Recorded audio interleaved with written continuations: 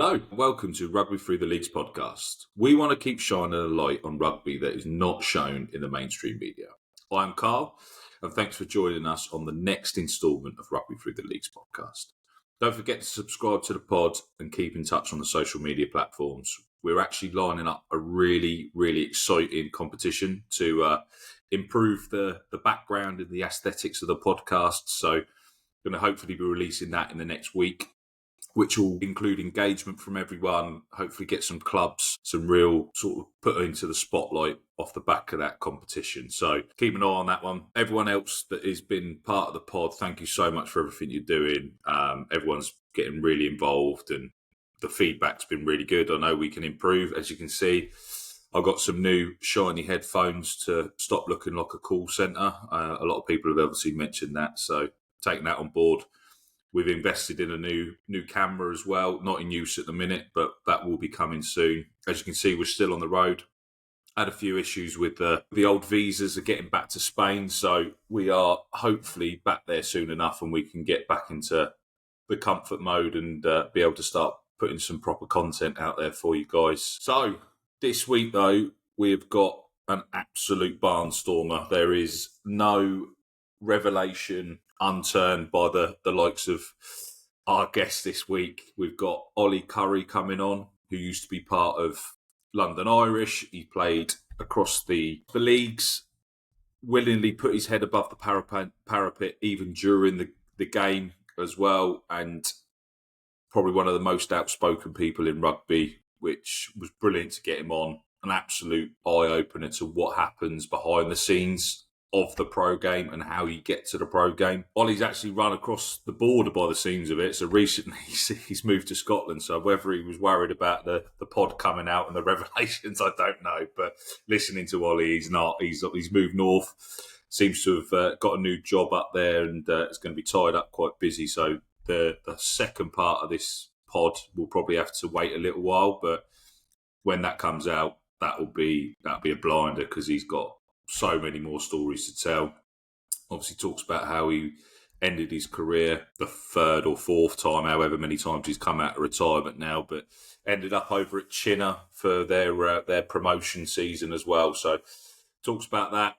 We also go over his times in at London Irish, the money he was paid, the money he didn't get paid, the benefits that he received, which was able to share the affectionately known crack den with Joe Cockiner-Singer, which was quite a funny part of the pod. So let's get into this one. We're hopefully back to normal programming from next week or the week after. So thanks everyone. Let's get on with this one. Right. So this week we've got Oli Curry on off the back of our little interview with Sean Sheps the other week. He highlighted Ollie as one of the best players he ever played with. That piqued my interest, so I dropped Ollie a message on the old Instagram. Looked through his backstory, which is an amazing backstory, and thought, right, let's get him on the pod because he literally epitomises what this pod's about, where he's been, what he's done, knocking down the doors, and I think this one's going to be a really good conversation. Ollie, thanks for your time, mate. For those that aren't aware of yourself, can you share your rugby journey, where you've been, and we can sort of go down memory lane, hopefully, mate? Yeah, I mean, I'll try and keep it brief. I'm a bit of a talker, so, pull me back if I'm going in too long. But essentially, I grew up with football. Obviously, I live in Winchester. The kind of south of England is just like mainly football.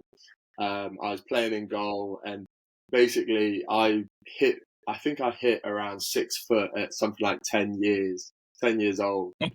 I was this absolute kind of like Peter Crouch, everyone used to call me. And one of my mates' dads basically said, like, you're way too big to be playing football. You need to come along to rugby. So I essentially got dragged along down to Winchester. And it was kind of one of those ones. I think it was maybe the year second rows were just coming in. And the coaches were kind of like, eyes light up. I've got 2 older brothers as well. So for me, I'd kind of gone from like, pretty rough and tumble household with my brothers, and then came to this rugby training session and it just from then it was just kind of like this is for me. I like football and goal. You're either the hero or the villain, and then all of a sudden you turn up to rugby training, someone throws you a ball, and you're just running through, like, especially at kind of that age, being like with my height, you're kind of like running through kids. You're allowed to be physical. You're allowed to do all these things. And from that probably helps from coming from being a goalie as well, Ollie. At least you could catch at that age. That's probably a start for most rugby players that go to the game. They can't catch for about a year. So you probably jumped the queue a little bit there. Well, that, like, it's quite funny. My I'm the youngest. My middle brother, he pretty much puts it down to him, because he would just launch tennis balls and footballs at me, like, from like literally the age of like 3. So always like hand-eye was quite good. And then, it was that funny thing at that age. You've kind of got kids who are like, I don't know, maybe their dads kind of force them into it, or they're not really sure what they're doing. Maybe don't enjoy the physical side that's coming. And I was quite lucky to be one of those kids, just from literally having older brothers. I was loving it, absolutely loving it. So I kind of started off through there, eventually had the conversation. My mum was sick of doing Saturday and Sunday football and rugby, so she said, you need to pick. And I remember having a conversation with my middle brother, being like, well, I prefer rugby. If I make even half of what football players make playing rugby, then I'd probably be happier doing that. If I'd known now I was going to make 1% of what, probably not even 0.1% of what football players earn, I might have made a different choice. But started off at Winchester, and then kind of started doing well, and managed to. I was really lucky at Winchester. We had Mike Marchant. I'm sure you probably might have heard his name thrown around. Mike's been dropped on here a few times, mate, and Joe, and there's been a few on the pod recently that Mike Marchant seems to have made a big impact in the Hampshire rugby scene. So one day we might be able to finally get him on. That would be an interesting one. He's, for those who don't know, he's an absolute nutter, really. Moonshine, everyone calls him, and he basically was just this absolutely insane rugby coach. But because his son Joe, who now played for England, now playing in France, insanely successful rugby player, because his son Joe was in our age group, we ended up having Mike as a coach, who was also doing stuff with like London Irish and county. So he basically kind of like kicked me into shape.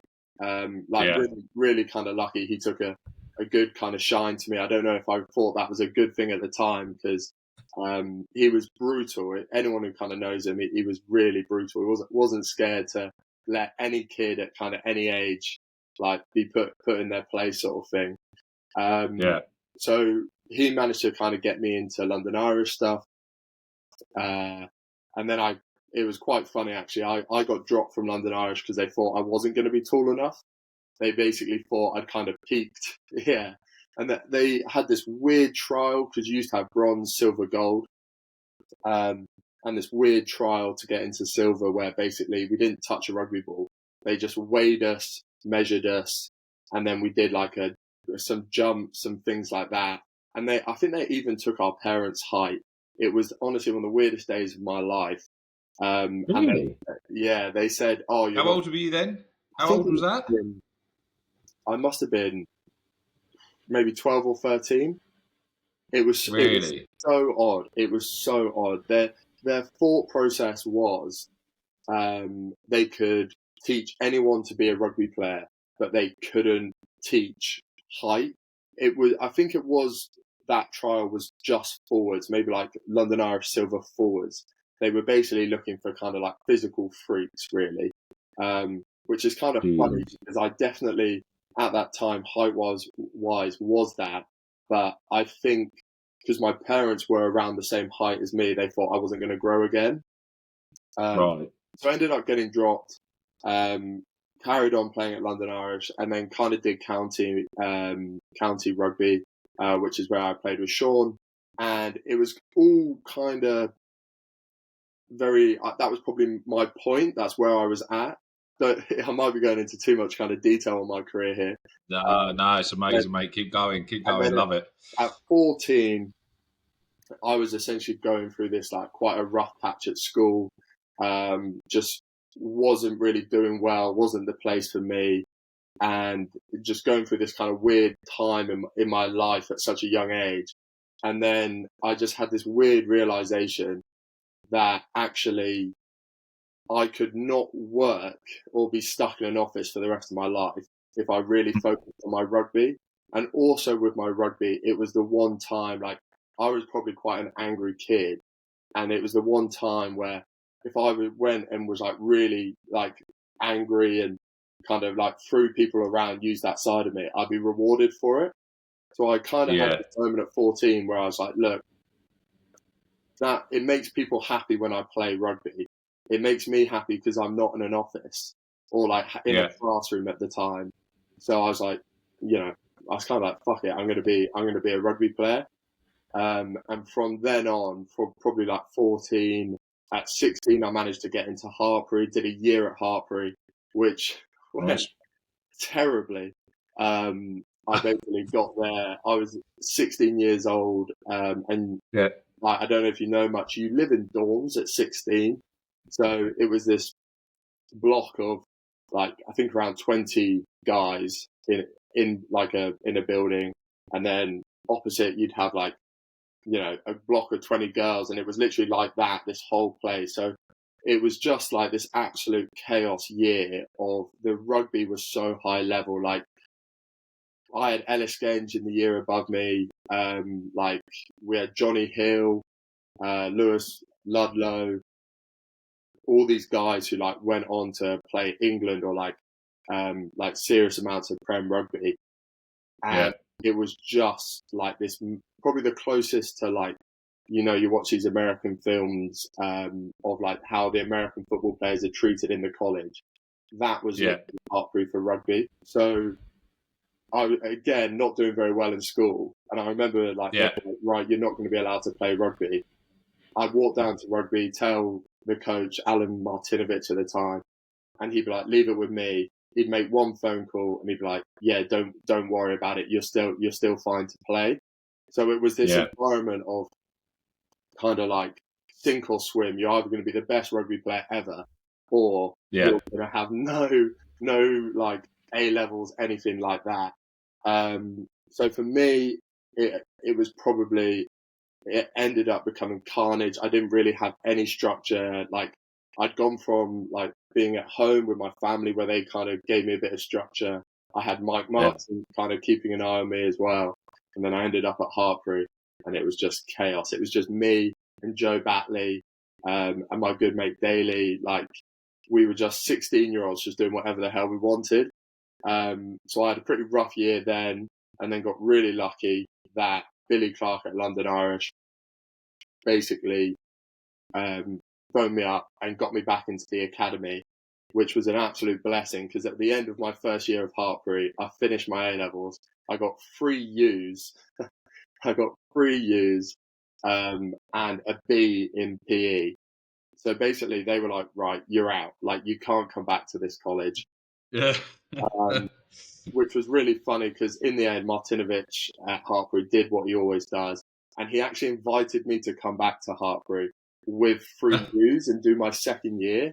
And it was so funny. I was like, if I got 3 A stars, I wouldn't be able to get to like a C. But all Hartpury care about is just rugby. So ended up at London Irish. They like really luckily brought me in for my second year. Again, I moved in with a great kind of family. How they do it at London Irish, you literally live with a family, which is odd. The family I was with had a guy in the year below me in rugby, so they were a kind of rugby family again. I had a great coach in Giselle Marver, who now coaches like the Ealing Women's.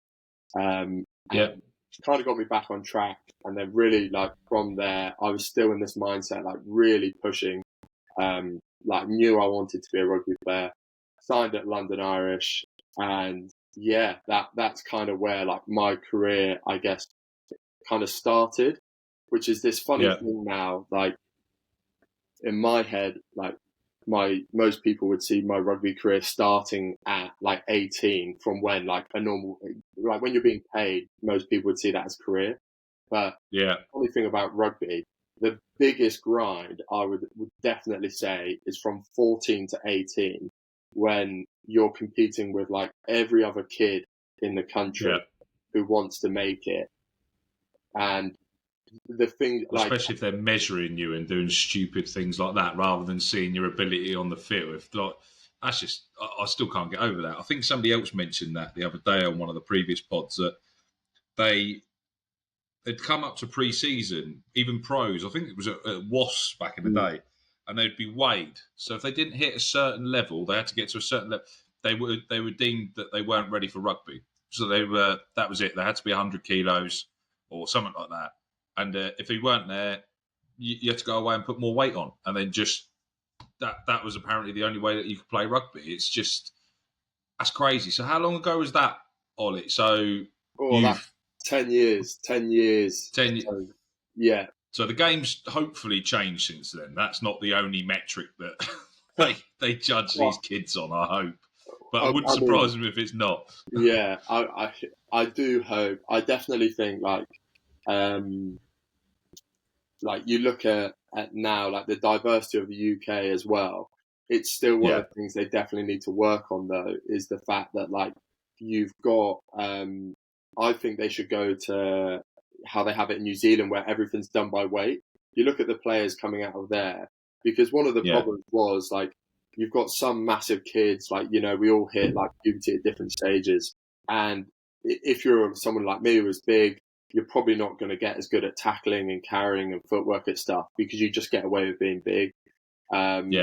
So it definitely, but I mean, talking like the weight thing for some coaches is still massive, like absolutely massive. Like weight, I would say height is quite, I mean, being a second row, that was obviously massively important. You kind of needed to be like 6'6". I was tall. Nowadays, the size of kids, I don't even know if I'd be tall for a second row anymore. Like through my years, I remember seeing like kids coming in at 18 and they were like 6'8", 6'9". Like kids were just getting bigger and bigger. So height was obviously the big thing, but I would say, especially in the forward pack, weight. Some coaches obsess. Like as you said, I had when I signed at London Irish, I think I was around 104 kilos. Yeah. And they would only ever play me in the back row until I got, I think maybe up to like 112, 114, because they were like, you cannot play in the second row. Rotherham. Did they rationale why? What was the reason that they think that sort of extra 10 kegs is going to make a difference? Apart from making it harder for a prop to lift you, that's about it, really. Yeah, I know, it's so funny, and it was all about scrum time. Right. Pack weight. Yeah, because I always found that a tough one, because I was never a naturally heavy kid.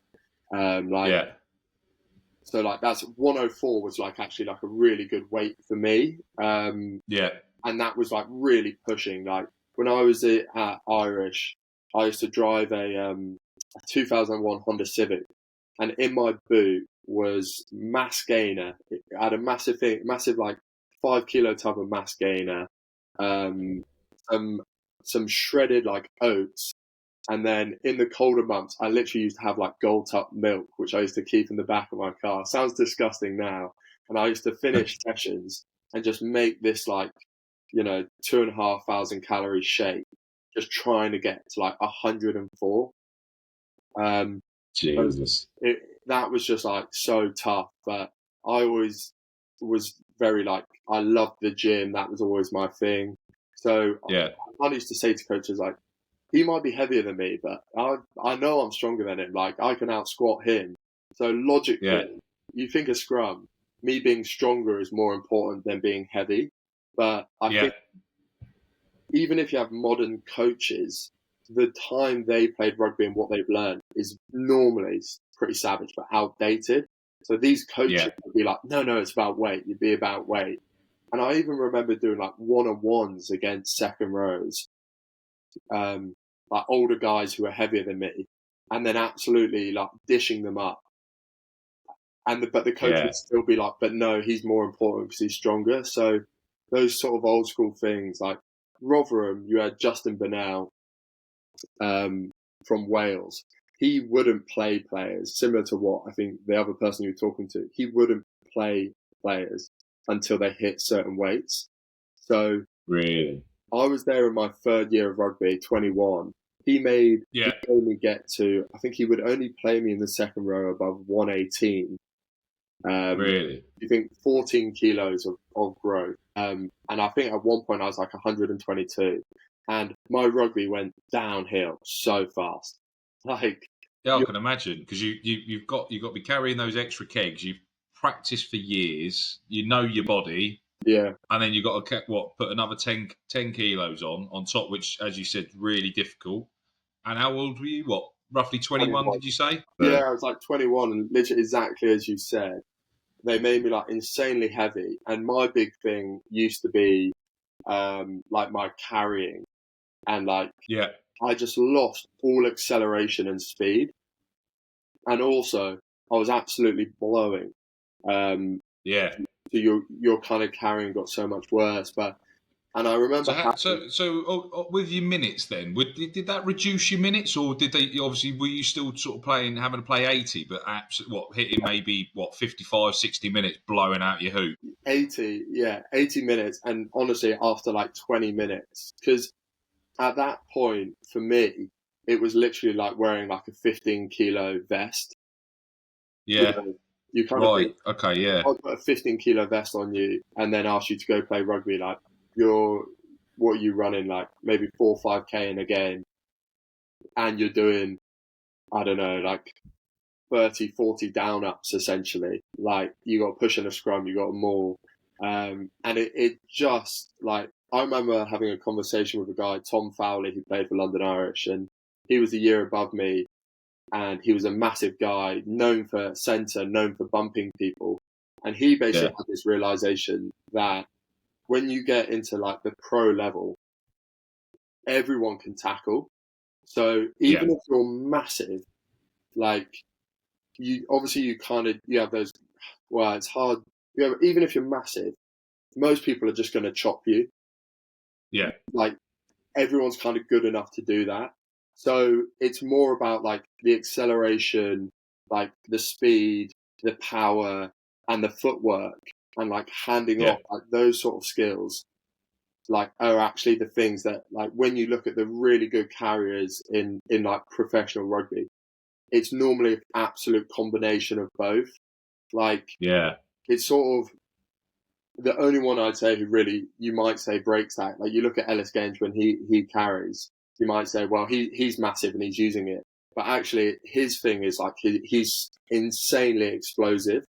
He uses his footwork so well, but he uses his footwork not to beat people how most people when they think of footwork, but to off balance them, and then he just absolutely sends them flying. So that was like quite a funny patch in my career. I had all this weight kind of like thrown on top of me, and you're still trying to do the same job. But yeah. Did you feel that you just had to do it because that was how rugby was or is, and that if you didn't follow along, you wouldn't make it? In that sense, did you just kind of have to just nod and agree, and obviously think in your head this is absolute bollocks, but like I want to make this a career? Like, you have to, like, it's quite funny, and like I've had some like real controversial conversations with like a lot of women about this, in that they've had a lot of like times in the women's game I've seen like S&C coaches like really digged out for like weighing players, and like they then have this thing, oh, I had this coach telling me about my weight and stuff like that.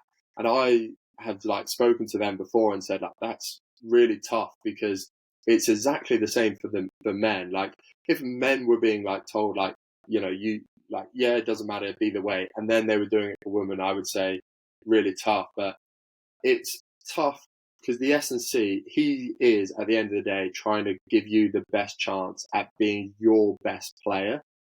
And he is also doing it for the coach as well. So if you know that coach, like, as you said, that coach in his head, there's no arguing, you've got to be this way.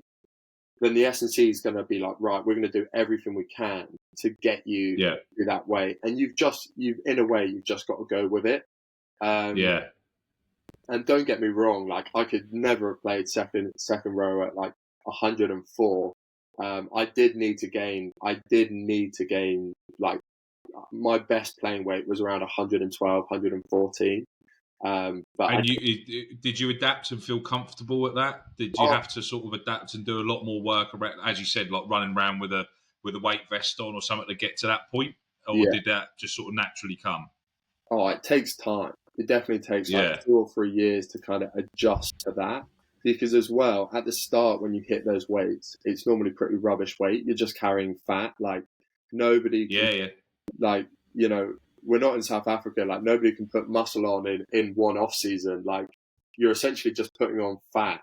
And then hopefully after, like, you know, 1 to 2 years, then that fat, you eventually, like, you can turn that into muscle, and then, like, your weight really grows, and then you drop the fat and feel fresh again. Like, that's definitely what happened to me. Like, once I got the muscle on my frame and I could, like, lose the fat, my rugby, like, definitely improved. My back used to be in agony. I was getting, like, needles every day. And then once you hit that, again, you kind of have that, like, second bump. In rugby, they normally call it, like, dad strength as well. Once you get, like, a little bit older. Yeah, I say the same sort of thing. You get a dad strength, you get to a natural age, and your body changes. But those 2 years, as you said, that it took you to get to that point, were probably quite critical. If you're 20, 21, 22, 20, trying to get into the game, that 2 or 3 year period could have put you out the shop window. Is that fair to say? Oh, yeah. Like, I mean, even though you're being told to do that, you know naturally it's not right for your body to be there. The coach has put you in that position, but you could easily be dropped and everything goes crumbling down. It's the brutal thing, though, and it's probably the thing I hated most about rugby, is unlike a lot of jobs, it's opinionated. So you're relying on one coach's opinion. So, like, at the same time, it would have dragged me down, because I definitely knew I wasn't playing rugby how I, like, could have been playing. I definitely felt I'd have been better if I kept the weight down. But it probably actually did keep me being a better rugby player, because then other rugby coaches, when they were looking to sign me, when you have your highlight reel, you know, they want your height and your weight on your highlight reel. So I know, like, rugby's not one of these things, really. Like, you obviously, again, you've got outliers who do kind of break the barriers down. But if I'd had a highlight reel going around at like 106 kilos second row, because I'm dealing with coaches who are just like, they've just got that mindset of weight is so important, no one would have signed me. Right. So it is, honestly, it is so tough. It is like, you're battling with all of these things. You're trying to play the best rugby you can, but then you have got to be a certain weight. On paper, you've got to back the weight up, because that's literally your shop window. If they don't, that's your CV. If it doesn't say on there, that's bonkers. That's the first thing they look at in that set. You turn up for your medical. You turn up for your medical, and the main thing of a medical, like, they are kind of seeing if you're injured. They probably know, like, if you have had a bad injury, things like that. But the main thing I always felt was kind of like checking your height and weight. Like, we kind of go back to it. It was like checking your weight. Like, I remember downing, like, when I got to Ealing, like, they, again, another club, like, all big on weight, and just downing water before the medical to make sure. I was going to say, is there's the ways that you got to fudge the system just to get through it. Like, like, Ealing was every day after that. Every day you started your morning with a weigh-in, and it was quite funny. Are they still the same now? Are they still weight driven now? Do you know? Or I don't know, but I honestly assume they will, because of how they're S&C. It's still the same guy, and I know with rugby, you used to start most days to be like with a weigh-in, you'd fill in like an RPE sheet, which was like, how have you slept? How are you feeling? How sore are you?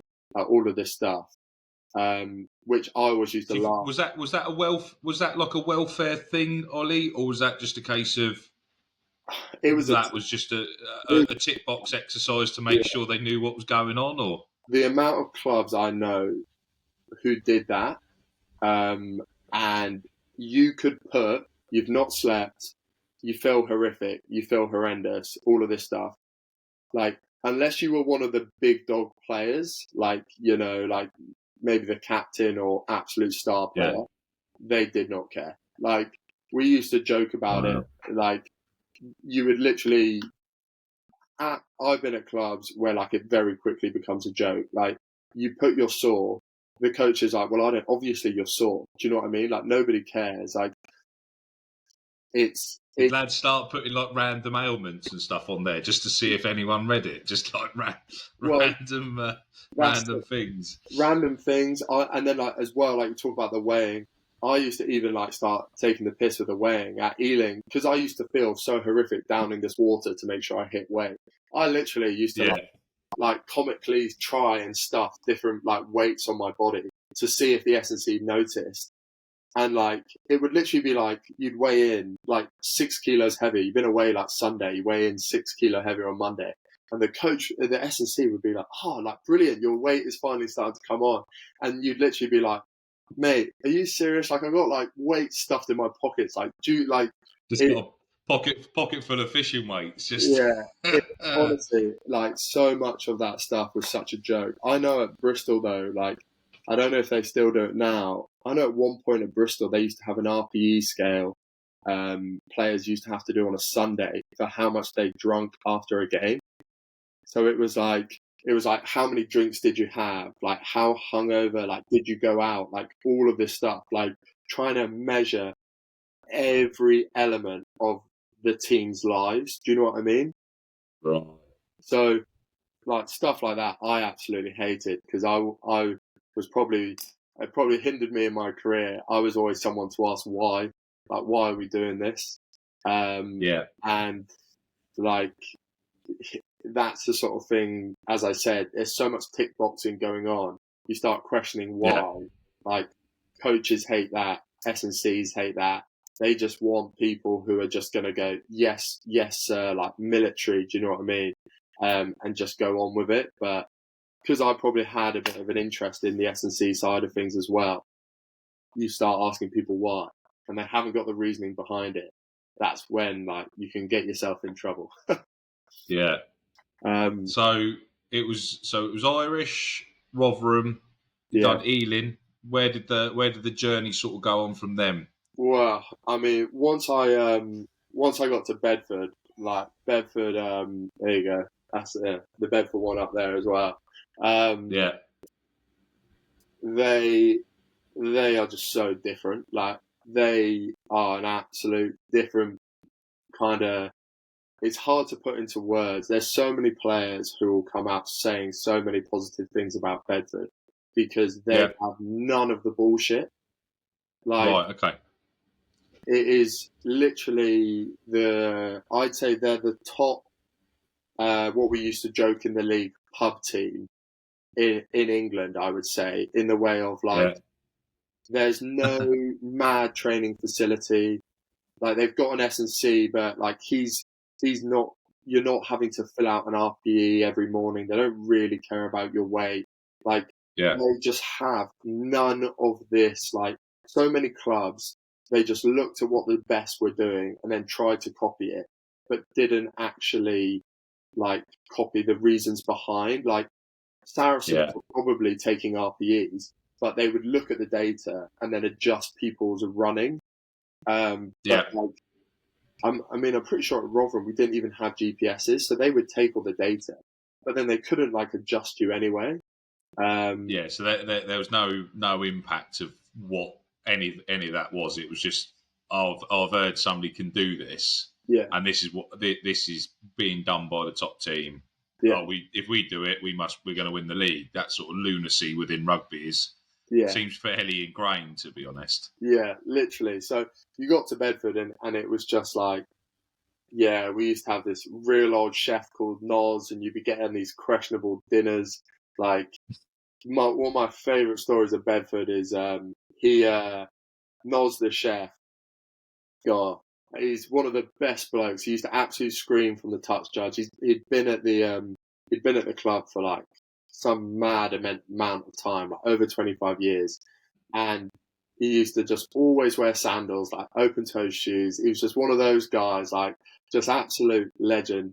But he had this day. We were about to play London Scottish at home. It was like a really big game, and like we got fed on a Tuesday and a Thursday night, and he'd been playing with his grandson, who had turned out to have like norovirus on Monday. So he'd been playing with his grandson on Monday, and then he'd come and like cooked us all food on Tuesday. By like Wednesday, I remember like one of the lads was like, "Guys, not going to be at training, not well." And it was like, "Okay, no big deal." Thursday, it was like 5 lads, and then Friday, it was like 10 lads, and you were like coming towards the game, and we were literally like, not going to be able to field a team. I think we just about managed to field a team.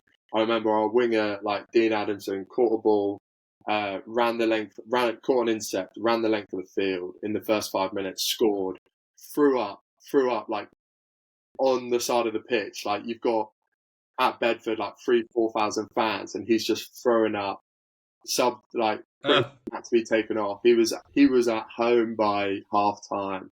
Like, I think we ended up losing the game. Like, the guys were like white. It's probably the worst I felt in a rugby game. But in a funny way, we actually came close to winning. And that is one of the most Bedford stories. And like, you've got so much less than like the other teams, but you've just got such a good culture. Like, because you've got none of the rubbish, you've got great culture. Like, they spent their money on taking us to go away, like halfway through the year. Like, we did Bordeaux my first year, Barcelona the second year. So they essentially, rather than spending their money on like GPSs or like all of this nonsense, which, as I said, most of the time isn't even used anyway. It's just it's not used properly. Yeah. They would like spend their time on like getting the squad together, building the culture. And they were like insanely successful from that. Like, we finished third in my first year, which we used to joke is like winning the championship, because you would have the Premiership team has just been relegated, which was London Irish at the time. And then Ealing would finish second with their $1.5 million a year like budget. So whoever got third place, we always used to say was like the genuine winners. But like, we just did so well, and like as a player, it was so enjoyable because, like, you know, we always used to like, they had such a culture and like, you know, enjoying yourself after games, like spending time together, like all of this stuff. And that's why we did well compared to the other clubs who were like, "Are you recovering? Like, are you training? Like, are you eating?" Like, literally, they were just peppering you with like control. Like, what's your weight? What's your gym stats? Like, all of this stuff they just wanted to literally control. Whereas when I got to Bedford, it was just brilliant. It was like, just be you sort of thing. Yeah, and and the thing is, look, a lot of players would probably stomach it, as you said, if the money was there as well. But I'm guessing the money was nowhere near to have your whole life controlled to that nth degree either. Well, it's like, don't even get me started on it. It's one of those funny things. I definitely got into rugby for like the right and the wrong reasons. In that, like, it did keep me, as I said, it kept me like out of an office, and like I did enjoy the fact that it made other people happy when I played it and did well. But I think if you've got to do rugby, and I know it's this classic thing they say, you've got to do it because you enjoy it. But I can honestly say I never actually enjoyed rugby at all. Like, I'm not one of those people. I don't really watch it. I never knew names of players, like all of that side of things. Like, I won't even really watch like that much sport in general. Okay. So I was probably definitely in it for like the wrong reasons, but that's why the money side for me became so tough. Like I remember my first year of like professional rugby signed at London Irish. I was on £8,000 a year. So like you talk about grind, like 14 to 18, I've been grinding. Like I'm not friends with anyone. I'm not drinking. Like I moved away from all of my mates. Like so many relationships like thrown away. Hit 18. I'm not going away on like, people go away that time, like enjoy themselves. I'm doing Lads holidays and stuff, and you're there making £8,000 a year. I was on £8,000 a year, like, you're not even being taxed. Like it works out at so little money. And then because I had Charlie Beach on from before, and he was at Northampton Saints as well. He was in the academy, so he was training against the likes of the 2003 World Cup winning squad and stuff like that. They're all in the and he said at an academy level he was on £6,000 a year when he started. That's just, and he said I then got offered, but he was having he had like house paid for, all of that sort of stuff. So he had somewhere to stay, meals, all that. He said I then got an offer to go to Wasps for £18,000 a year. He goes, right, that's it, I'm off. He's got there, and then he's realised he's had to pay his rent. He said, literally, that soon disappeared in like about 3 seconds in London. He said, I completely fucked that one up.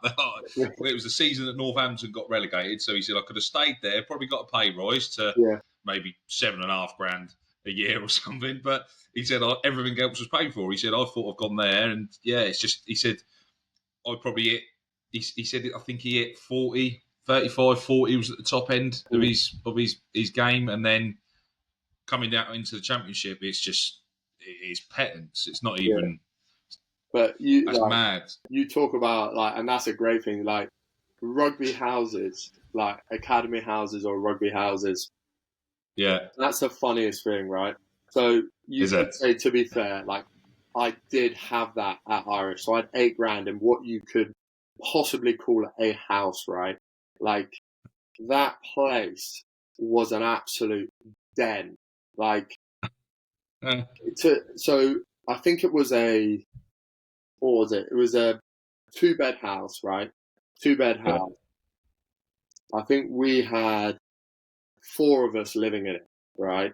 So how it used to be, and it is kind of mad now. Like, for the guy Ross Neal, Curtis Langdon, they were in the top 2 rooms. Now, I'd made a mistake. I'd basically claimed the downstairs room because I had a missus at the time, and if I had the downstairs room, it meant I got my own bathroom.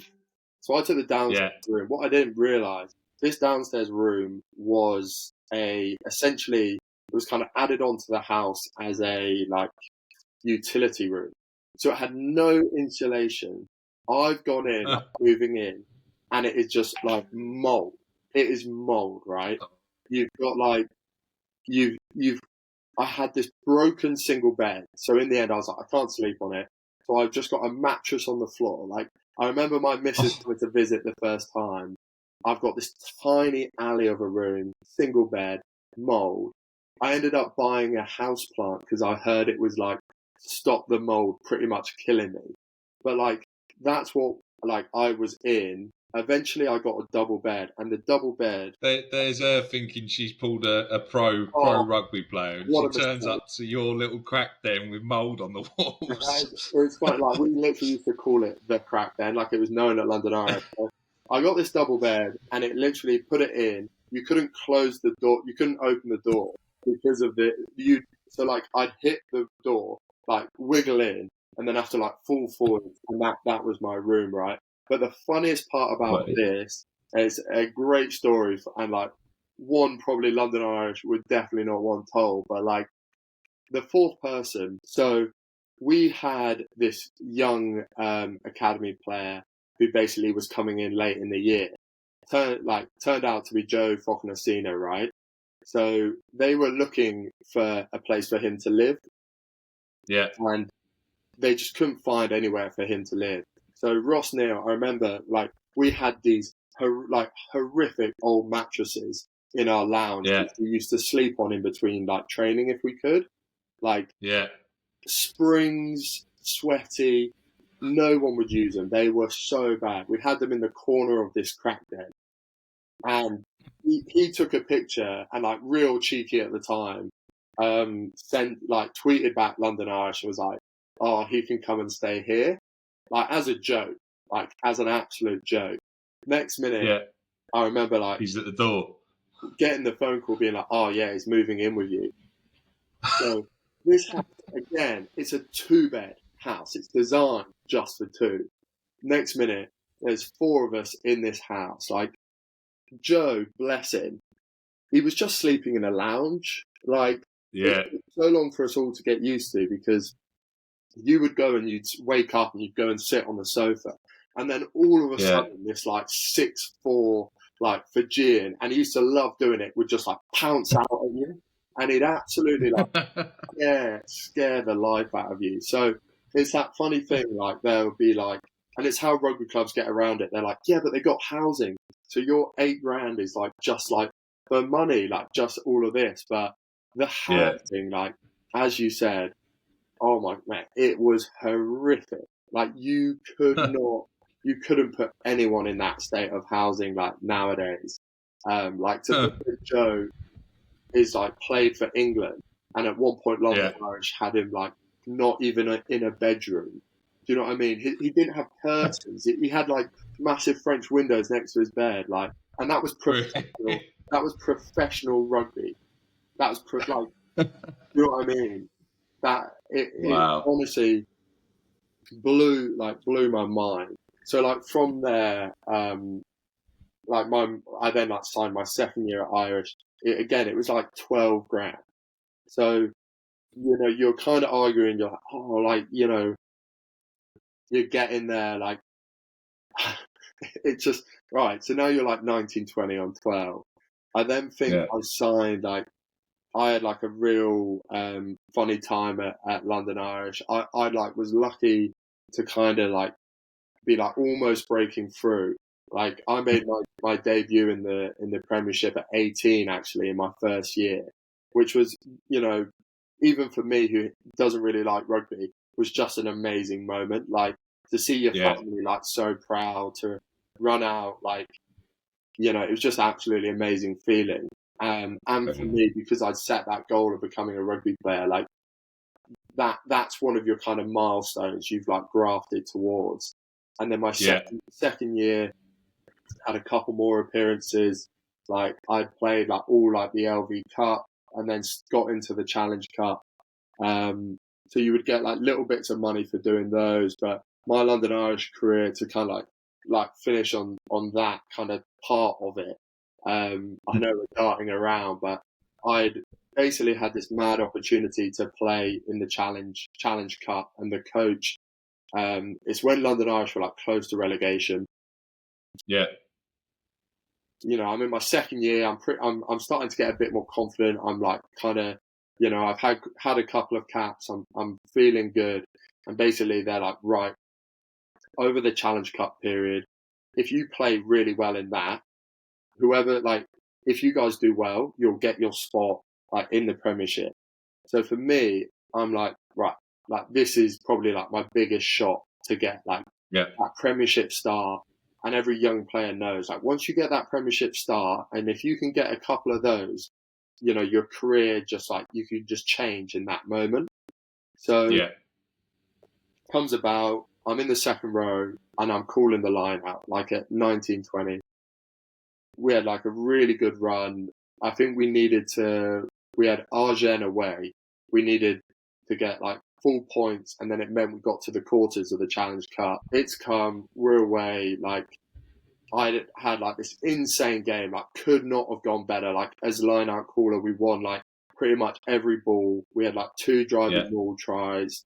I'd like had like really good impacts. I can remember one of the old boy who kind of represented like the directors was like, you were like my man of the match. Had like this mad high like out in France. Like probably one of the best games I've ever played. Get back to London Irish. we had this coach called Tom Coventry, who no one will have heard of anymore. He did 1 year at London Irish. Right. And basically, in my head, I'm like, this is it. I'm going to get my Prem start. All this hard work is going to like pay off. And then like get called into the office and he goes, oh no, sorry. So I turn up to training and there's these two random, and you know when players are second rows because they're always tall. There's these two random second rows just in the changing room. And I'm like, what the hell is this? So I'm probably at a point of too much confidence at this bit now, but also a little bit of anger, which I was never that great at kind of channeling. So I've kind of gone in, head coach's office. I'm 20, I think. And I'm like, who the hell are these, like those two guys in there? And he's like, I was just about to come and find you. Like, we're sending you, like back on loan to the National One team I'd been at, Isha. And I just remember being like, what? Like, just absolutely like caught so off guard. And he was like, we've brought in this guy, Ian Nagel, who's been playing for Cambridge. And like, I was like, Cambridge just lost to Isha Twos last week. Like, like he was a Kiwi guy who obviously knew nothing about like English rugby. And he was like, so we've got Ian Nagel coming in, like plays for Cambridge. And I think it was maybe that thing of like Oxford Cambridge Uni around the world has seemed to be such a big thing. He thought this guy was going to be insane. So I was like, I literally said to him, I was like, that's not good. Like, he was saying it to me to be like, he thought I was going to go, oh, great. Like, that's a great decision, coach. And then brilliant. Sexton, like, to be fair to him, is a very good player. But like, he was at Exeter and he was like, we brought him in from Exeter who were like doing really well in the league. But he was on load at Cinderford, who were like at the bottom of National One, like below Isha. So again, I've said that to him. Like, this is one of my problems. You'll probably realise is like, I've said this stuff to a head coach at 20. We kind of like from that, all I've seen in his head is like, he knows he's fucked up. Like, I've basically just kind of like, he's done something thinking like, oh, how good this younger player's going to understand. And I was like, I've basically told him he's made this mad fuck up. And he's gone, I've said to him, like, look, this is my childhood club. Like, I had been in and out of there in the academy. And I was like, you're going to let me watch my childhood club get relegated. And he was like, well, he did not take that well. And he basically was like, well, if that happens, you can say I told you so. And, lo and behold, like, London Irish got relegated. They told me, they told my agent, they were like, Oli's going to sign like a first team deal. Like, because I'd now, like, even by 20, I'd had like 3 Prem appearances, like 7 first team appearances and like other things. Like, for a guy that young in like the second row, I'd done really well. So it kind of got to the end of like the signing thing, and all the other academy players have been signed on like extended academy contracts. And then they all were like, I remember it so clearly. They were all in the academy house, and I got this phone call asking to come in. And I went in, and they were all like, oh, you're going to get a first team contract. That's why they've been waiting. And then I remember going in, it was Nick Kennedy, the academy coach. And he was like, kind of like quite teary eyed. And he just said to me, he was like, Tom Coventry has told me if I sign you next year, he's not going to play you. So he was like, I cannot sign you. And I just remember like having this moment of just like, fuck. Like, this was in like maybe May. Like, everyone's been signed at other clubs and stuff like that. It was so... All the salary cap's been sort of filled. Everyone knows exactly where they are, what they're doing, and so you're getting that news there, Christ. Yeah, so I remember going back to the house and I was like, lads, I've been let go. And they were all like, no, they were like, yo, you're taking the piss, like all of this stuff, I couldn't believe it. And I was like, no, like genuinely, I've been let go. And then like that's how I ended up at Rotherham, was kind of like, because I'd gone from like Premiership to like not just like champ, like the bottom of the champ, like at Rotherham. Yeah. And it was just like this mad like blow to my career. Like you talk about like rugby, and it just shows how it's not really the player that you are. And like my biggest advice to like younger guys is you have to play the game. Like I was always pretty arrogant to the fact that I always felt rugby, people would pick off of rugby. I was like, we're playing rugby. Do you know what I mean? Not to sound like Allen Iverson, but you're playing rugby. If you're good at rugby, you should be the guys who make it. And that was just the first moment of like, you've got to play the game. You've got to get coaches on your side. You've got to just say what people want to hear. I wish I'd realised that early though, because still. Do you think that's what stifles the game though, Ollie? Because players aren't allowed to be themselves and create a brand and create a way of advertising to the masses. I think, are we too much like porridge, that the coach is basically, if you don't agree with the coach, you're fucked, and you got and that's it. Nobody's allowed to be himself. Nobody's allowed to create a brand. Yeah, I think it all stems from the RFU. To be honest, like they don't want you to do or be anything out of the ordinary. Like I remember my first taste of that was like England under-16s. Like I remember kind of getting trials for that, and very quickly, like because I went to a state school who didn't really play rugby. Were like I remember the under-16 trials. It was basically all the private school coaches were the under-England coaches. So they just picked like pretty much all England players. Like the only person I know to really make it through that was Joe Batley. And like, you know, how like fair play to him. Like he was a next level rugby player. But Joe's been on the pod a few weeks before you, mate, as well. So it's he's what a bloke, what a top bloke. But again, one of them. He's had so many challenges, but he lent on the pod as well, saying that his relationship with coaches helped put him back in the right spot at the right time after his diagnosis and stuff. So, as you say, if you've got coaches on side, they'll open doors, but they don't like the maverick, do they? No, and that like I quickly kind of clocked. That was the first time, like, because County London Irish, it never really came into it too much. And that was the first time I was like, oh, like they don't really want me to be here. Do you know what I mean? I was like, I was a real gobby. Like I was known for like swearing on the pitch, like, you know. Like I was raised to be a real old school second row by Mike. Like I would look after my 9 and 10 by pretty much doing my best, like Backy's Botter impression, like rubbing people's faces in the dirt, like all of that. Yeah. And you got to like that, like those private school coaches hated that. You know, they wanted those like yes sir players. And then I like, even when under 18s came, like I remember under 18s, I might have had a sniff in there, but then under 19s, I got a camp. And I just remember it was like all these under 16s players were kind of like being pushed under 16s England squad to then under 18s. They already knew each other. Most of them like were like from like that background. They all kind of had their connections. Like, don't get me wrong, there were guys who like broke the fold, but the best example of how hard it was to do is definitely like Ellis Genge. I remember the first time watching him play at Hartbury. He would genuinely sit down around 10 players in one run. Like he would wait for guys to catch up with him and sit them down again. Like he was that dominant because he was almost built how he is now, playing like under 18s rugby.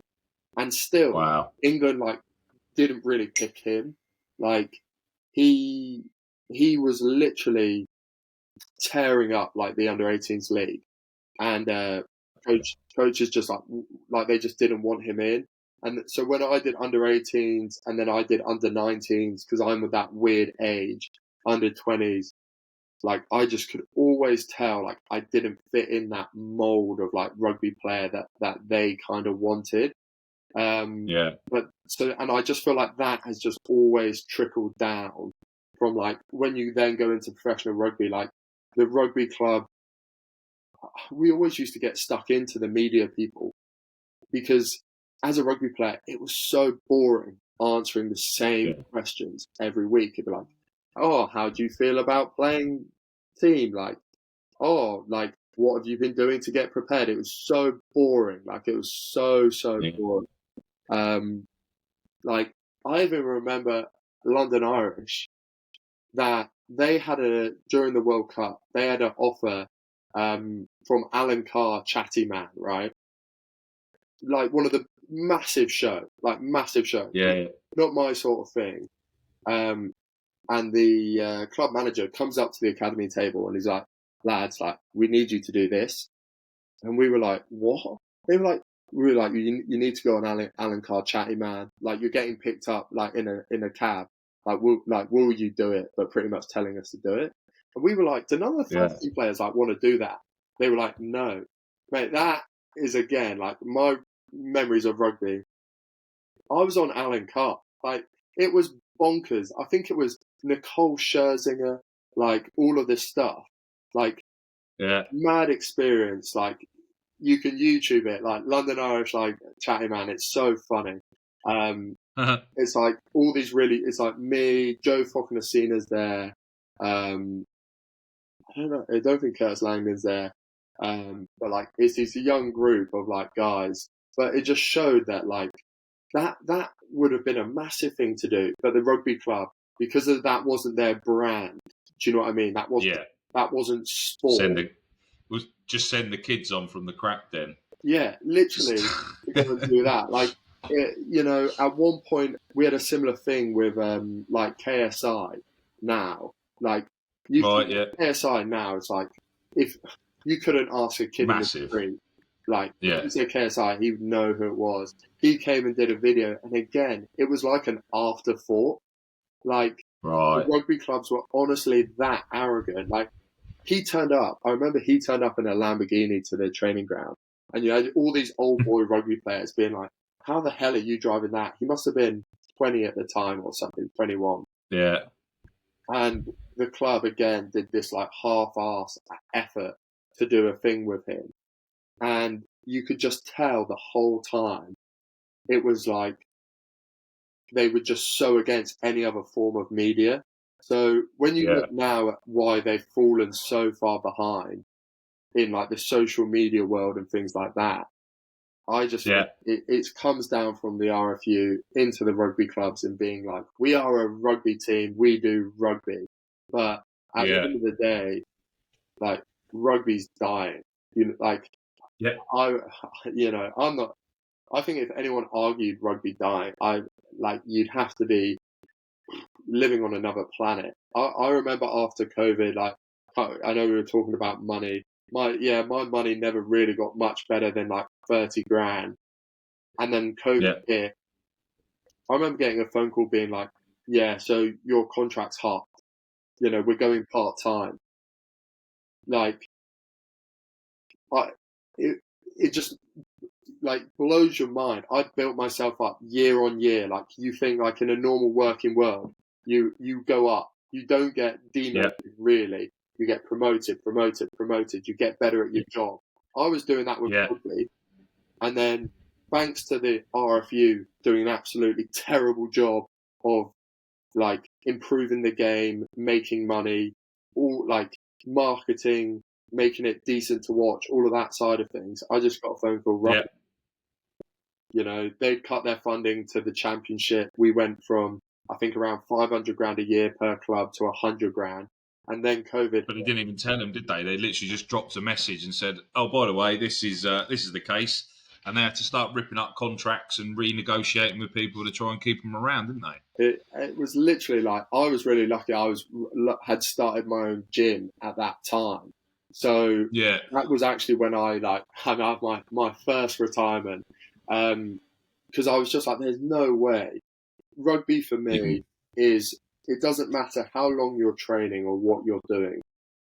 The thing that you're essentially being paid for is the brutality on the weekend. Like, you're being paid X amount of money to essentially be in a car crash, is how I would put it to people. Like what it does on multiple occasions as well throughout that Saturday or Sunday. And it's not like just one. Some of them you're probably picking up 10 or 15 car crashes a game. Yeah, and so then it's like, right, I'm going to pay you half amount of money to go through that. You're just like, for me, that's the first time I was like, do you know what? And I was lucky because I had other things outside. I could say no. Where were you at the time? Were you at Bedford?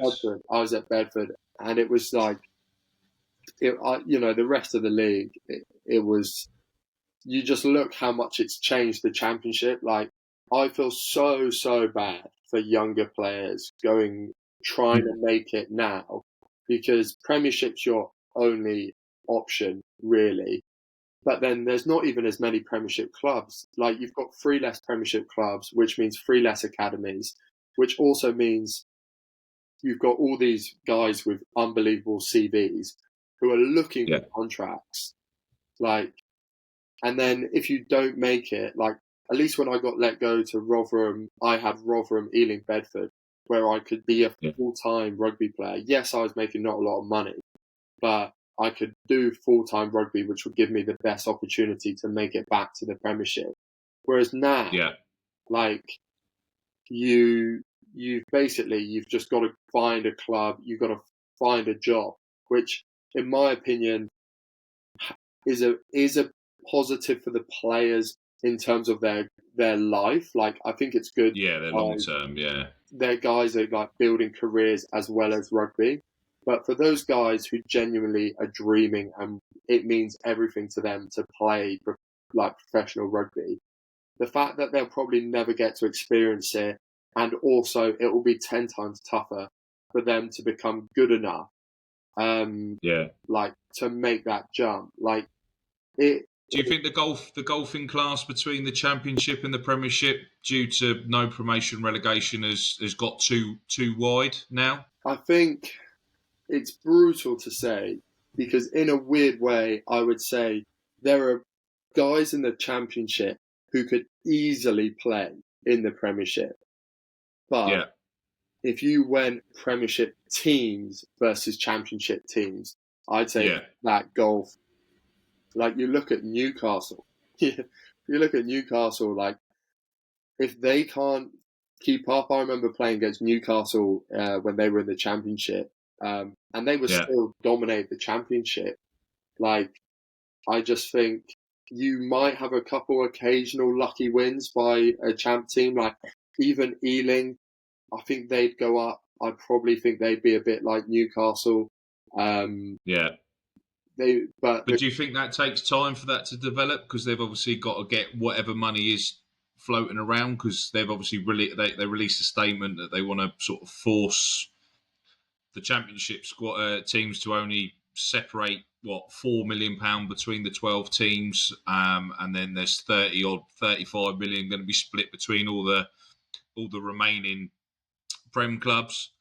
It's a case of like it or lump it. You ain't getting nothing else.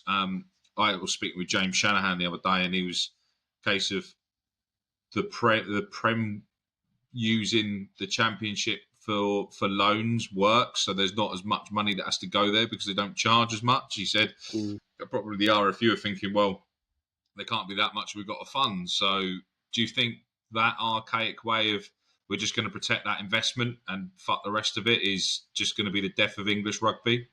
Well, I think it's almost like the funniest way, because there's 2 ways of kind of looking at rugby.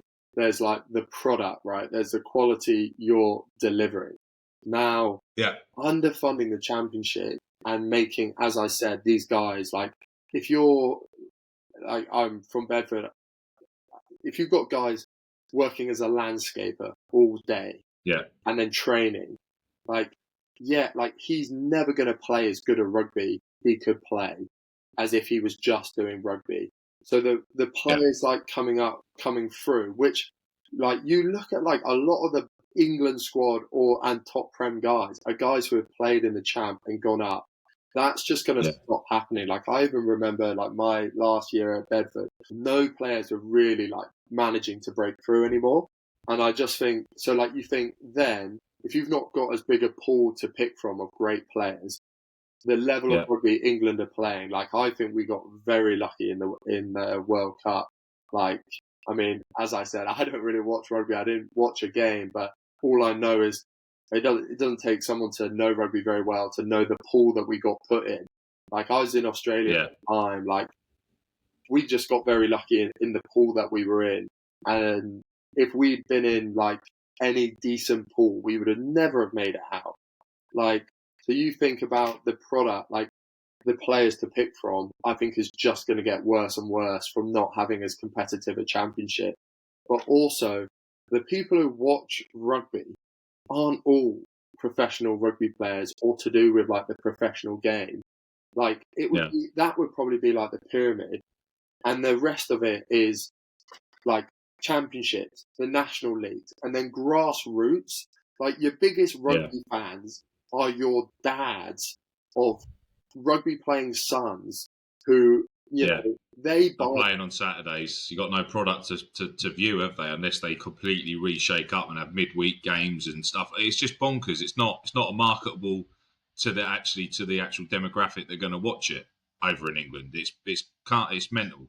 Whereas in France, you've got 4 pro leagues, and basically, if you live in that region, you support that team, and they structure their whole weekends around their local region playing. So all the club game is all played on the Sunday or in the evening, so the lads can go and play the game, and then get over and watch the local sort of professional team out there. It's for the home of rugby, we're so backward. It's painful.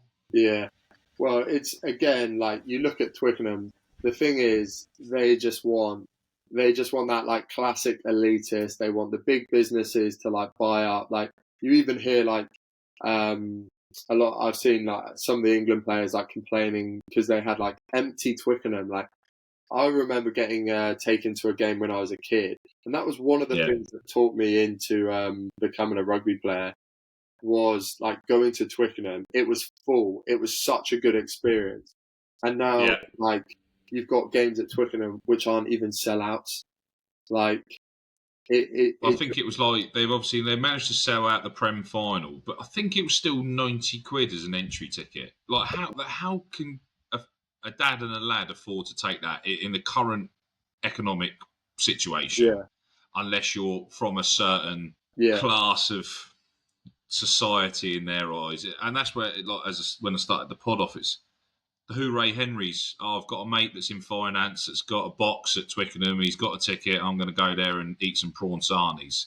It's a whole different way of the love of the game's gone. It's more we're marketing to people that think they've got money that can pay £10 for a pint of Guinness at Twickenham, and then tell their mates I went to Twickenham, but wouldn't have a fucking clue who half the players are.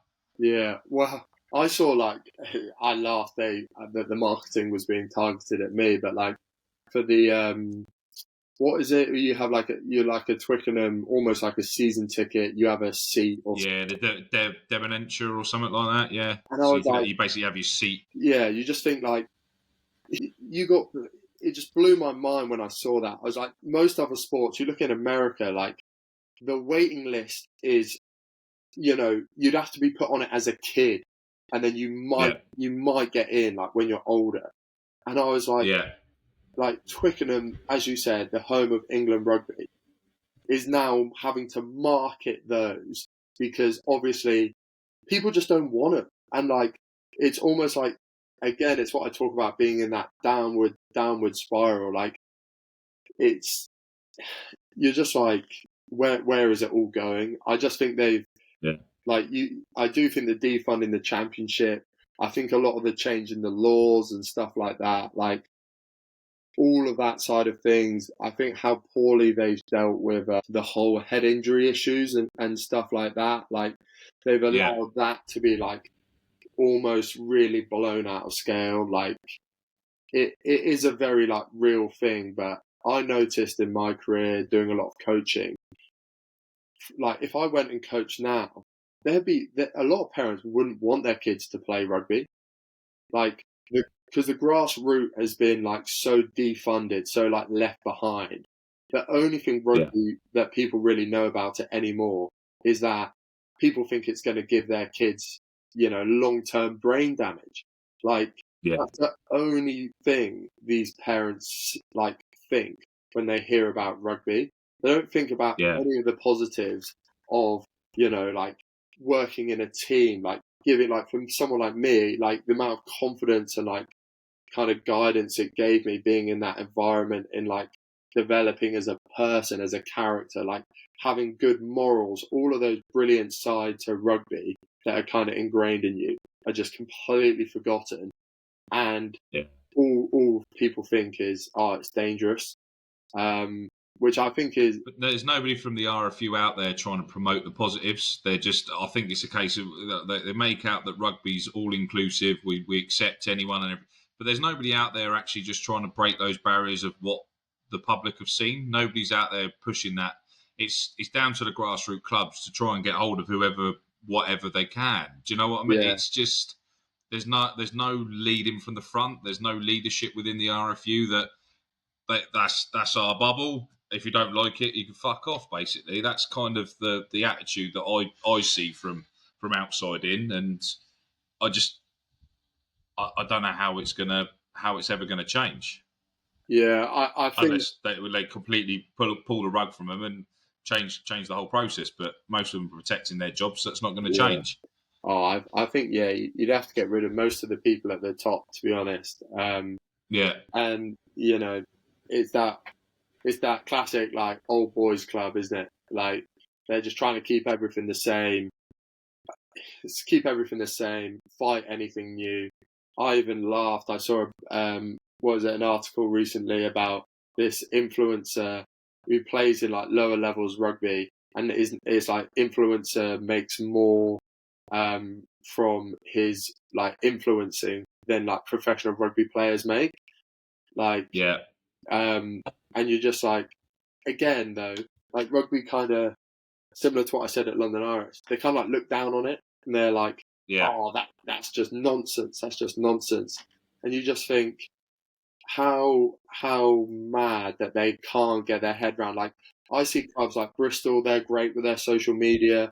They've kind of led the way. Other teams have tried to copy, but it's slowly getting there. But I think that for them, it's something that would be a change that all clubs can do. I definitely think the social media side of things they should work on, because it's free. They've got the kind of things that people want to half watch, have some interest in. I definitely think rugby clubs need to start pushing that. They need to start getting back out into their grassroots rugby clubs and linking up with that more. It's those sort of things that I think you've got to kind of almost reroute rugby from the ground up, and then it will start to be successful again. But I'd hate to. Do you think because of how widely spread the Premiership clubs are, and because there's as you said, obviously I'm down from Portsmouth, you're sort of Winchester way. London Irish was the closest, but that was still an hour and a bit for us. Yeah. You've got Quins the other side. You've then got. That's pretty much it for Prem clubs. Then you go over to, obviously you got Exeter. You had Worcester, obviously covered that off, but you had Worcester, Bristol, Gloucester, all in sort of a close proximity. You had Wasps when they were in Cov. Then obviously originally over sort of the London side. You got Sarries on the north. You got randomly nowhere. You got Newcastle, and then you got Sale thrown in the mix. There's no way of the Prem clubs being able to sort of have a fixed pot of this is our feeder circle, and we're going to go out and try and support them. There's not. I know that's just how that's naturally they've got promoted, but how can that be used to support grassroots when you've pretty much got maybe 3 or 4 counties of all those club rugby trying to fight to get the attention of one Prem club, and there's not enough players to be able to get through a Prem club from that sort of player pool. It's just crazy. At least with football, you've got 4 or 5 pro divisions.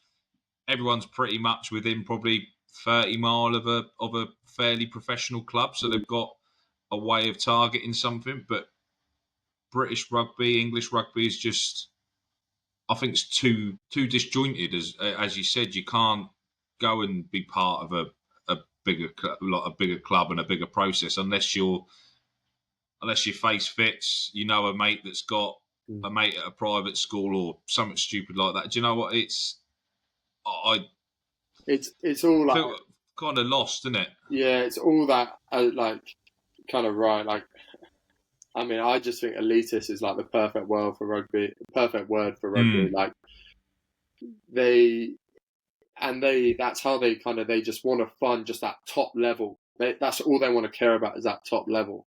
But I do think you're right. Like you look at football, like all levels are like so successful. People are so close to it at like wherever they are. Like, and like I think if you want to look at anything, you always got to look at America for how successful their sports are, right? And it's like Completely agree. they've got like they've got all their big teams in like all of their different sports. But the thing is, they've got such a well-funded college system, which is arguably more popular than like a lot of the like NFL teams. Like you think about how many people they have turn up to a college game. Like I just think that's what spreads. Like they've got that. Everyone's got something close to them they can be a part of, and then they'll get into it at that level, support them, and then get an NFL team on top of that. And I think that's the thing with rugby. Most people in the like rugby community, they'll have their local team, and then they'll then they'll get into it, support a Premiership team, and go from there. But because the local teams are dying so much, and the leagues below, like because they are just so like massively underfunded, like not like rugby's poorly supported in schools and things like that. Like it then means someone doesn't get into it at that lower level, which means they're never just gonna, you might get lucky, but they're never going to randomly start supporting, as you said, a club which is an hour and a half, 2 hours away, like just off of a random thought. So, yeah, it's as I said, I wouldn't want to be getting in rugby. Like the last bit of rugby I just played at Chinner, it was mad seeing the young guys. They just got promoted, didn't they? So were you part of them getting promoted, or were you there So that was after my I think after my third retirement. I said I'm never going to play again, and then on the way back from Australia, just had a phone call from Nick Easter. Basically, their second row had signed in America, so they were kind of going to be stuffed for like half a year. So I was like, go on then, let's do this. Like I think they were maybe like second at the time. Like obviously looking to get promoted. A team I'd actually gone on loan a couple of times during my career. So yeah, went and did that, and that was an amazing experience. And you talk about like what we're saying about bringing people in.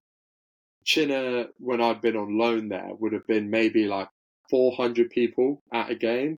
Yeah. When they started winning and like getting towards like, I think we had like 2,500 at a game, right? And Chinner's they call themselves the Village. Like they're just a local team who have like slowly made their way up. They're the Village, and they're fans of the Villagers, right? Like next to them, like, they've been promoted. Like it's this huge thing. In like we had an open top bus. It was bonkers, right?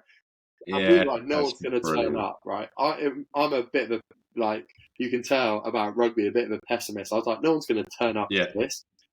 Honestly, the pubs were full. We went down the high street, people were there. And it just showed that, like, if you have a bit of money, I mean, this money was not from the RFU, it's from the owner of Chinner, Vickers, great bloke. Put a bit of money into a local club. They've done well. They had promotion, like we said, like, this is the highest level of promotion you can get, because you can't really get promoted from the Championship to the Premiership. So we're like, this is the highest promotion. And you look at like that whole area, people were getting into rugby.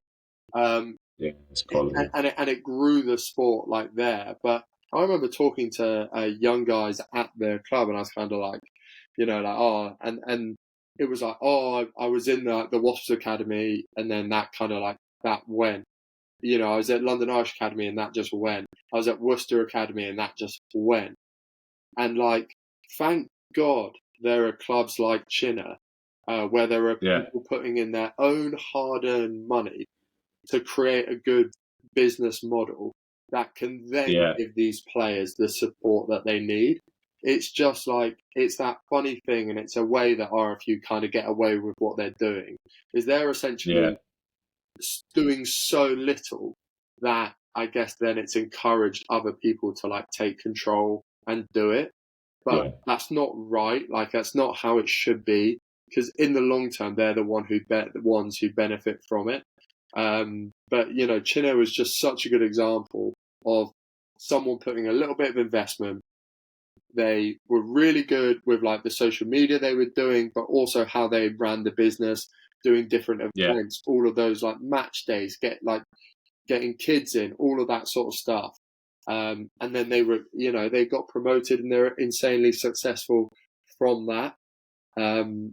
So it. How do you reckon they'll go next year? How do you think they'll get on? I think they'll do well. Like, Nick Easter is just like, he's an annoyingly good coach. Like, he's a brutal bloke. Like, he is like just what you get. Like, there's no kind of fluffiness around it, which in rugby is really tough. You get coaches who might tell you one thing and then do another, whereas Nick Easter, like, he'll let you know where you stand, sort of thing. And he's got all these little tricks up his sleeve and things like that. Like, the man lives for trick plays. So I think that he'll do really well. Like, they got Craig Hampson, another great coach there. And they just got a great bunch of players. Like, again, kind of touching back on like the Bedford point, they're a club who, rather than investing in all like the nonsense and like the GPSs, the analytics, the facilities, they've invested in culture. And you invest in culture, you get players who just want to play for each other. And that's what we had, like the run we had in. Like, I think we had one loss. We won every other game. We were winning by like 80 points just because that's such a tight-knit squad. But I think they'll do well, like, because of the lack of funding as well. I definitely, and it might come across a bit brutal, you do see a bit of a drop. I randomly played a game for Bedford after I'd retired, because they had no second rows and I was still in that area. I had a mad week. I played for Worcester on the Wednesday against Gloucester in the Prem Cup. I hadn't played for 6 months, right? Not trained for 6 months, like I said I'd retired. Played for Worcester in the Prem Cup on the Wednesday. I played Bedford v Pirates away on the Saturday. And then by the Saturday after that, I played a game for Chinner. So I kind of got to... Not bad for somebody retired, eh? Oh, honestly, I was dead. Like, I was dead. But like, I got to kind of see like all levels. You could argue, obviously, it was Prem Cup, like it wasn't that. But like, you still had like top elite full-time guys. And then you had this kind of champ new second part-time model. And then you've got this, like national one, like really 2 nights a week model. And it was like in the champ, they are like, you got some great players there and they're all doing as well as they can. But that level of the teams is definitely dropped again, because there's only so much you can do as a team with 3 nights a week or 2 nights a week. Which, as I said, that's the thing that then makes that gap between them and the Premiership so much bigger. But in a good way of that, the gap between Nat 1 and Champ, I definitely think is shrinking. I like to think Chinner will be able to go in.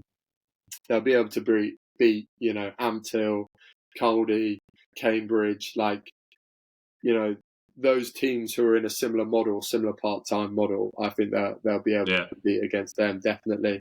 And then, brilliant to see. You just got to be smart in that league, because obviously you've got your Ealings, which is always the worst week when you know you've got Ealing. But yeah, mate, it's been an absolute honour having you on, Ollie. I think we could easily go on for hours and hours. Talking your ear off. No, far from bored me, mate, because this is exactly what this pod's about. We want to lift that rock and see where we can hopefully change the game.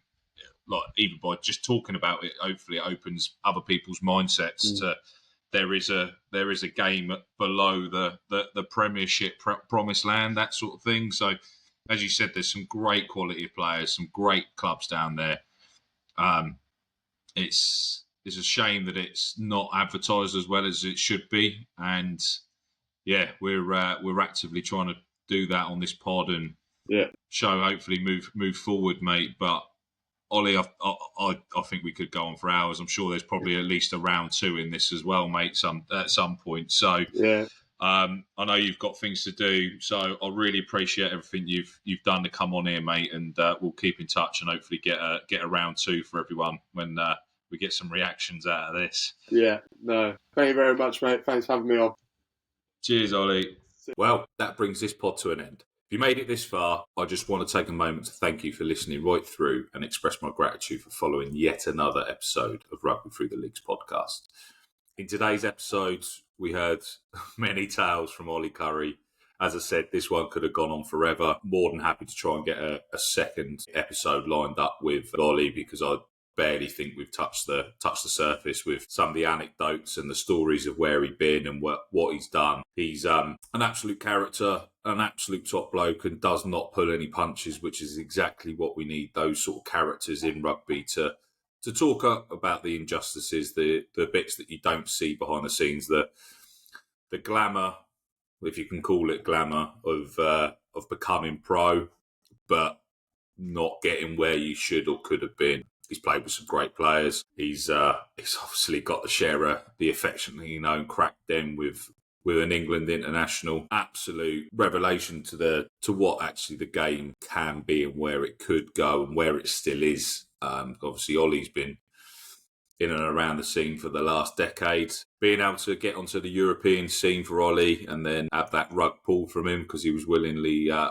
vocal with his words and his opinions. Unfortunately, that is a common theme within the game as well, that it doesn't seem to allow people to speak up and have a voice at times. If your face don't fit, you're out. So it's hard to do that. I've absolutely loved that one. So it was great to have him on, and more than happy to try and line up another one if everyone else loved it. We've next week we have got the amazing Lexi Chambers coming on, who's already broken 4 world records for multiple challenges. She is now embarking on a challenge. This is not just any challenge. This is a challenge to go from John O'Groats to Land's End in an unmodified wheelchair. But whilst Lexi's on that journey, she's going to stop her for multiple rugby clubs to hand over balls and sign, and just to shine a light on the game as well. So perfectly fitted for this. Managed to get Lexi lined up. So the actual event that she's doing starts on the 26th or the 27th of August. So we're going to start promoting it through that week. Obviously, after Ollie's episode, we'll get that promoted, and then the episode with Lexi will come out on the 30th of August. So right in the middle of her challenge, so we can keep abreast of all the situation and obviously be able to give an insight onto why and how it's all going to work. Because I received the email with the list of clubs and the journey, and I was absolutely flabbergasted. So it's an amazing, amazing guest and an amazing, amazing challenge ahead. To be a 5-time world record holder as well will be phenomenal. So that's our next episode. So once again, just want to say a massive thank you to you all for joining us, and thank you and goodbye.